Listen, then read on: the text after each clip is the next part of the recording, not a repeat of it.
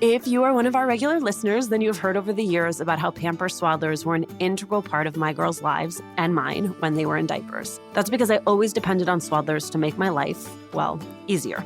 They keep your baby's skin healthy and dry with Pampers Breathe-Free Liner, which wicks away wetness, allowing your baby's skin to breathe. There's also the blowout barrier at the back waist to help prevent up to 100% of leaks, even blowouts. Swaddlers have always given me ease of mind, knowing that leaky diapers were not in our future. And since I love Swaddlers, they are also one of my go-to baby shower gifts. Now, with the new Pampers Diaper Stash, gifting and receiving diapers is a whole lot easier. Diaper Stash is an online diaper fund where you, your friends, and family can contribute to a group gift of an online diaper stockpile. Here's how it works. Create a surprise Diaper Stash account for a new parent or expecting parent in your life. Then share the account with friends and family so they can contribute. From there, watch your stash grow, and when it has reached its goal, gift the stash to the parents-to-be. They can use the stash funds to buy Pampers diapers and wipes anywhere they'd like. For any new parents in 2024, the Pampers Diaper Stash is the best new way for friends and family to say, "We got you."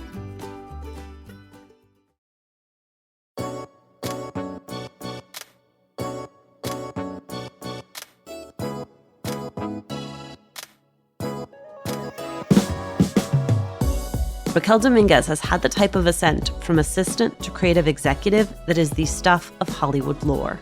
At OBB Media, she oversees content and strategy for Hailey Bieber, Kylie Jenner, Demi Lovato, and Kevin Hart. We talk about how she made the impossible leap and so quickly, her insights on developing ideas around talent, and how the simple act of offering to help set her apart.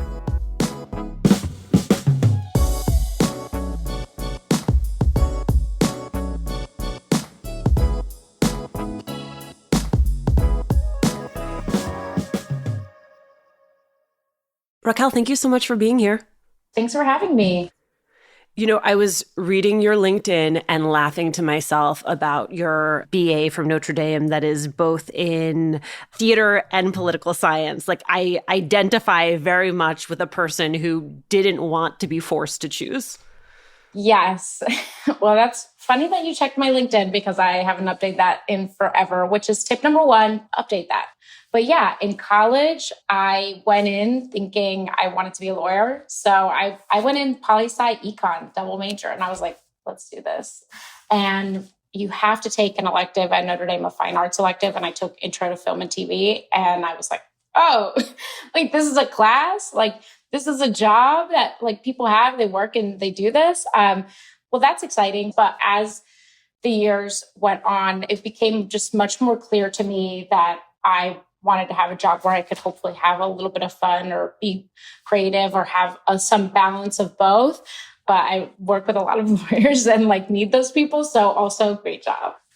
I am glad that you have not updated your LinkedIn because part of what it reveals as a sort of archive at this point are what those few years after college look like for someone who wants to break into entertainment but is not from LA, doesn't have those connections, which is I can almost sense you feeling your way through it. After you graduate, you do PR for a company, you get your foot in the door as an assistant at an independent film distributor. And I do love this line from your LinkedIn, which was completed other miscellaneous tasks as needed, which is like 90% of being an assistant. What I want to understand is how you make the leap into the industry, which is arguably the first leap that is hardest to make.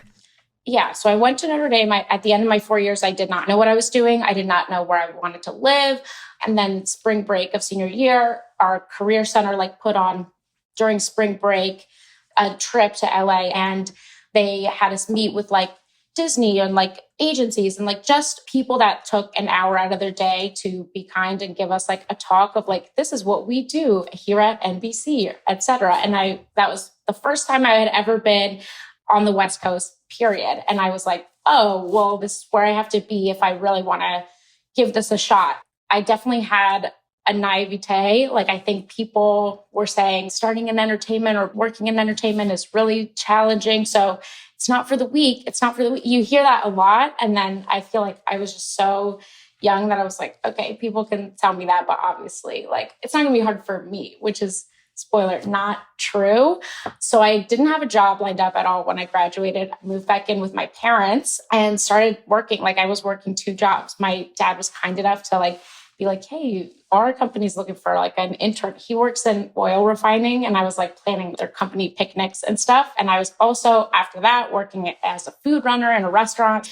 After that, I ended up living in Philadelphia for a year. And that's where I worked for the independent film distribution company and moved to LA with no job again, which was pretty scary, I would say. So I was applying to every kind of entry-level job that I could find online and got a job in the mailroom at a talent agency. I was like, hey, like I've heard this is one of the ways to get your foot in the door and like hopefully just be a sponge and take it all in. Then I moved on to be actually on a desk and be an assistant. I was at the agency for, I think all in all, it was like a year and a half. And then I came to the company that I am now. So yeah, I came here to OBB Media and I started as the executive assistant to the CEO, who also like directs and produces a lot of our projects. And then I feel pretty blessed because then I was moved up to coordinator, then I was moved up to creative executive, and now I'm development and production executive here. And I've been here for, it'll be 5 years in June. So almost 5 years, which is kind of wild. Wild. And it's part of why we wanted to talk to you because it is a rare and meteoric rise. And Yeah. I will tell you how I see it from the outside. But before I do, I want to just talk about what it is that OBB Media does. It's described as a vertically integrated content studio that is defining how a new generation of viewers consumes programming in layman's speak. What does that mean? Yeah. So my spiel is like, basically, we're an independent production company. We make all kinds of content. I think something that sets us apart is like we're making content for tons of different kinds of platforms. And I think we really make content that's for a millennial and Gen Z audience, like younger. Like if I make an episode of something, I'm thinking about what is the clip on TikTok that comes from that episode that goes viral, because frankly, most people would see that over the full episode in just the world that we live in. So we're known most for like premium documentaries. Justin Bieber's last 3 documentaries, a documentary with Demi Lovato, Dancing with the Devil, which is my first associate producer credit, which is very exciting. I also have like a podcast division, also do a lot of branded content. And that's something that I'm involved with as well. And that can be like traditional type of commercials or branded content to things that feel more organic. That is just a little sampling, I would say. Like I spearhead all of Hailey Bieber's content on her YouTube channel. And we have done like everything from holiday specials to like the I Heart Jingle Ball, like broadcast on ABC. But also I'm not like above doing something for social, I guess. If you are one of our regular listeners, you have heard over the years about how pamper swaddlers were an integral part of my girls' lives when they were in diapers. That's because I always depended on swaddlers to make my life, well, easier. They keep your baby skin healthy and dry with Pampers Breathe Free Liner, which wicks away wetness, allowing your baby's skin to breathe. There's also the blowout barrier at the back waist to help prevent up to 100% of leaks, even blowouts. Swaddlers have always given me ease of mind, knowing that leaky diapers were not in our future. And since I love Swaddlers, they're always my go-to baby shower gift. Now, with the new Pampers Diaper Stash, gifting and receiving diapers is a whole lot easier. Diaper Stash is an online diaper fund where you, your friends, and family can contribute to a group gift of an online diaper stockpile. It's a gift that always fits. Take the guesswork out of choosing what size and how many diapers to gift. Here's how it works. Create a surprise Diaper Stash account for a new parent or expecting parent in your life. Then, share the account with friends and family so they can also contribute. From there, watch your stash grow, and when it has reached its goal, gift the stash to the parents-to-be. They can use the stash funds to buy Pampers, diapers, and wipes anywhere they'd like. For any new parents in 2024, the Pampers Diaper Stash is the best new way for friends and family to say, "We got you." Here's how your meteoric rise looks to me from the outside if I were someone who was trying to deduce what the lesson is from you, which is, to me, you took a risk because OBB is less traditional than being at Warner Brothers or, being on a lot somewhere. And you positioned yourself in a place where the fact that you were of the audience that they were attempting to reach gave you a very innate sense of expertise. And I have to imagine that the duality of those things is part of what propelled you. I'm sure there was a ton of hard work. I'm sure you were excellent at what you do. From what I am hearing from you, you also work for people who are willing to promote from within, which is a thing that we cannot control as employees. Yeah. I wonder first if that comports with how you actually experienced it and what you would tell someone else who's like, I don't want to get stuck as an assistant. I want to be an executive, but I don't know how to get from there to here. Yeah, I think that's interesting because I don't know if I looked at it quite that way. I think, when I was leaving the agency, I had a huge anxiety of what will I be able to get another job? Will anybody hire me? I was interviewing for lots of different types of jobs. But yeah, I was very anxious. And OBB was a very different company when I first joined to where I am now, where sometimes I even think like, I don't know if I would have gotten the job with the credentials that I had at the time if I was applying today, which is like an imposter syndrome kind of thought. But it's also just like, to a certain degree, I'm just like very aware of how much luck is involved too, and just like perseverance. But honestly, my number one thing, and it's also now something that I look at when I'm like looking to hire somebody, is like, are you personable? Are you hardworking? And then also, do you think critically? Are you thinking critically? Are you like not just doing something like to get the task done, but like, are you trying to do it the best possible way? Are you thinking creatively? Is there a better way to do this? Is there a more efficient way to do this? Is there a way we can do this that's more fun for the audience? You can apply that to like everything. You can apply it to just doing the miscellaneous tasks of being an assistant. And you can also apply it to just like content that you're producing. There's so much that I've learned over the years. I didn't have those skills when I first came, but like just paying attention. And I think it's a lot of it is just access. Like I was very lucky that my boss would let me be on a ton of calls and like listen and learn like, what are his notes? How is he noting cuts? I would have never known how to note a single piece of video before I came here. And it's something that I was just blessed to be able to see and then really soak it in. Like, what's the benefit of like cutting this shot or adding this shot or doing this? You don't even realize like that you're getting some of this knowledge until it's time to like put it into practice. And the other thing is just taking initiative. That was like a big turning point for me. And I remember we were making the Demi Lovato documentary and like, I was a fan from, the Disney Channel days. So I was like, we are a small team. I would say we've grown a lot over the years, but I would still describe us as a small team. I remember I reached out to two of the producers and I said, hey, do you need any help with like research, anything like that? And the secret is everybody is swamped. So a lot of people will say yes if you offer to help them. And then if you do get that opportunity, you have to make sure you're doing a really good job because that's their first impression of you. So yeah, I took that opportunity. I did research. I ended up like helping write interview questions and being able to watch cuts and like give my opinion, give my thoughts. And yeah, I feel very blessed that I have a boss that was like, hey, you did a lot of work on this project. Let me talk to the network and fight to get you an associate producer credit. And he did. And that was my very first credit ever. And I was like, wow, that's really cool. And yeah, from there, it was like, once you can be trusted to do one thing, I think it just built. I want you, Raquel, to pull back the curtain for me on development, because you're talking about really huge stars, Hailey Bieber, Kylie Jenner, Demi Lovato. How does something go from concept to execution? And we're talking about stars at that level. How much of it is getting to know them, understanding their strengths and their talents, and then building around them?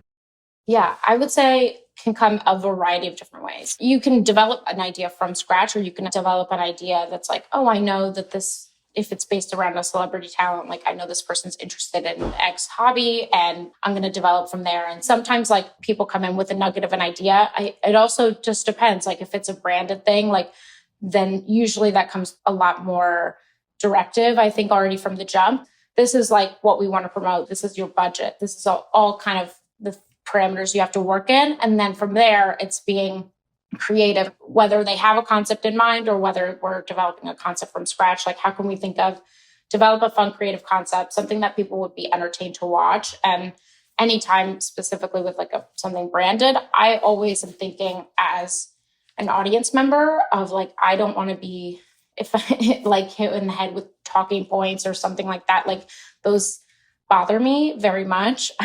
So I'm always like, well, branded content makes our content free for people to watch. So it's essential. And ideally, you're looking for brands that get this person's vision, that fit into the world, that we can weave in a very authentic and organic way. And I would say it varies. Like sometimes you get something that's like, wow, that couldn't have been more seamless. Sometimes it's a little bit of like more of an exercise to like get to that point where it feels good creatively. Because I think just young audiences and millennial Gen Z, we're getting advertised to like 24/7. And we know we're getting advertised to, and we know that we're never not going to be advertised to.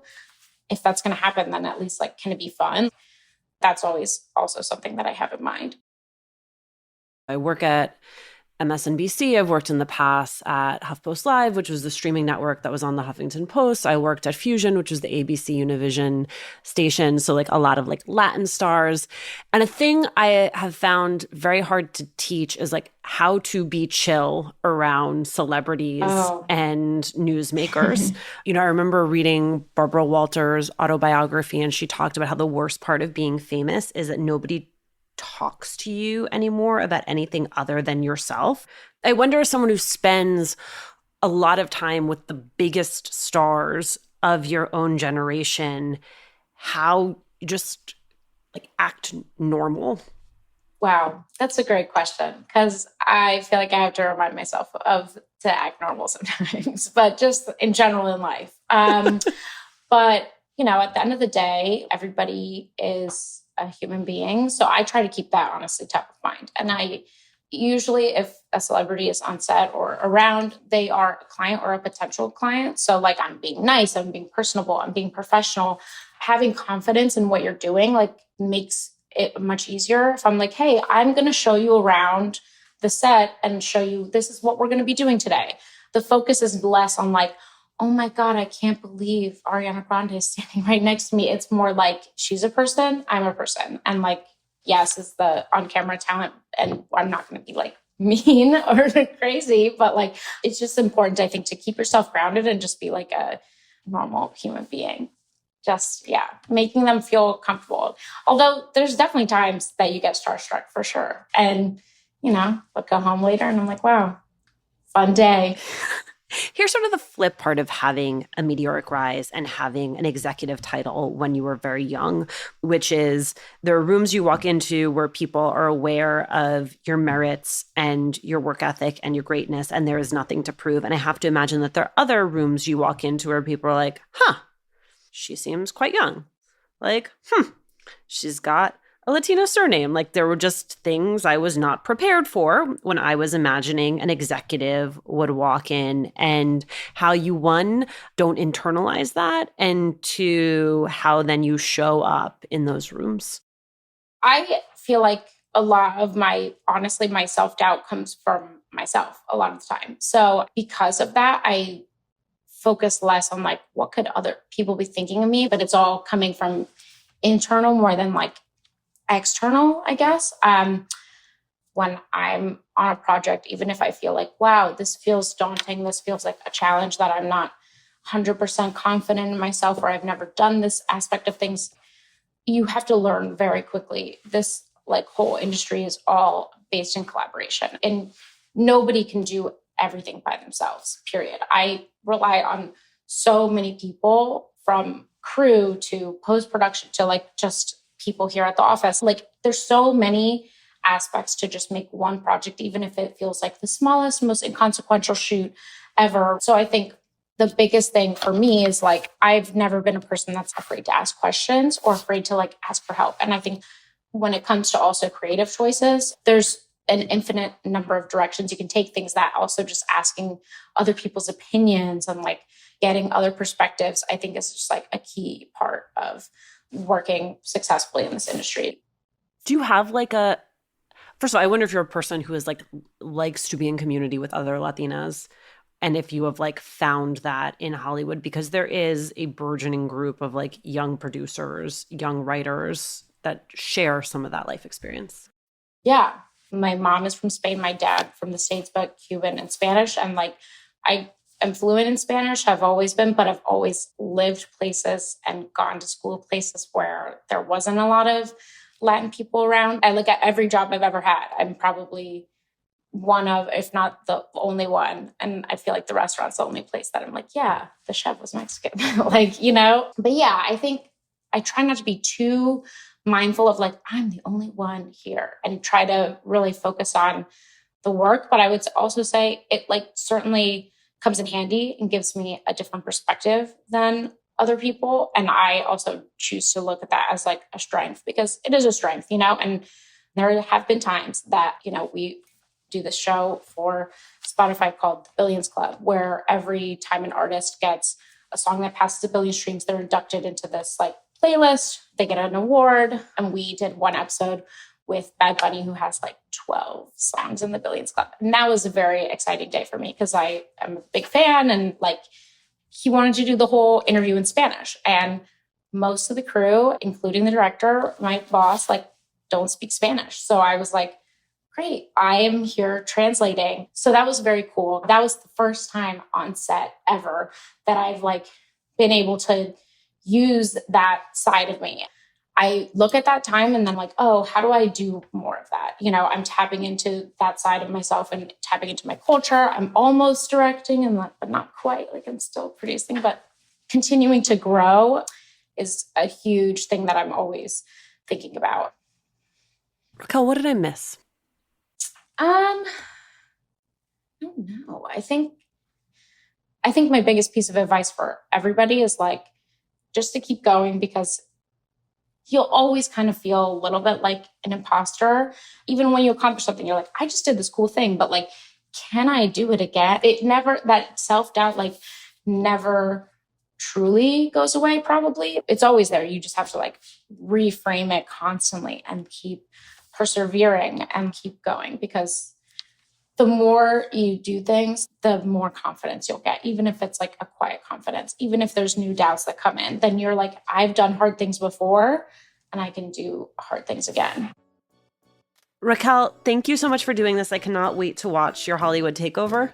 Wow. Thank you. Appreciate it.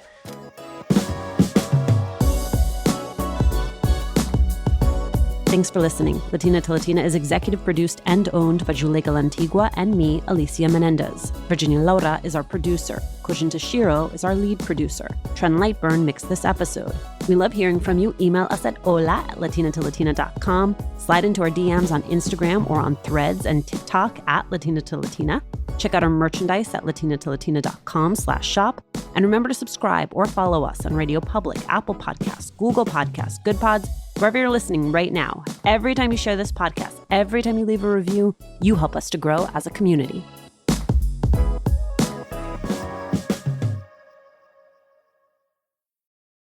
Time for a very special announcement, something I have been absolutely dying to share. This March 27th in Brooklyn at the William Vale Hotel, we're going to be hosting our first major Latina to Latina live recording, and we want you to be in the audience. We are partnering with our friends at Poderistas to bring you a conversation with New York Times bestselling author Xochitl Gonzalez about her brand new novel, Anita de Monte Laughs Last. It will be a conversation about art, about taking big risks, and which legacies are remembered. Early bird tickets, $35 each. They are on sale now. We only have 50 tickets at that rate, so if you are like me and you like a deal, then move quickly.